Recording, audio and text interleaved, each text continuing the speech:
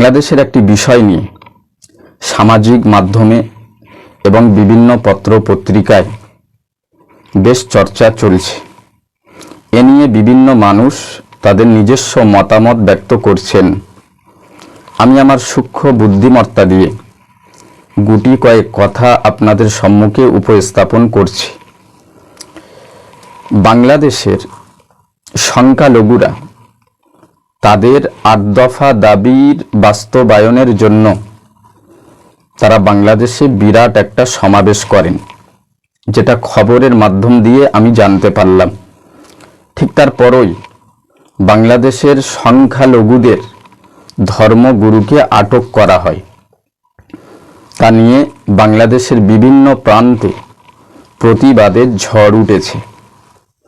আমি বাংলাদেশের উদ্দেশ্য করে একটা কথা বলতে চাই।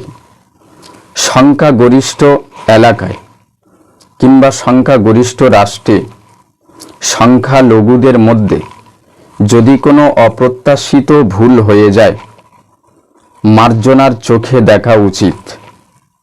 সংখ্যালঘুদের ভালোবাসতে শিখুন, সংখ্যালঘুদের আপ্যায়ন করতে শিখুন, সংখ্যালঘুদের সমতা বজায় রাখতে শিখুন। আমি একজন ভারতবর্ষের নাগরিক, ভারতবর্ষ থেকে বলছি।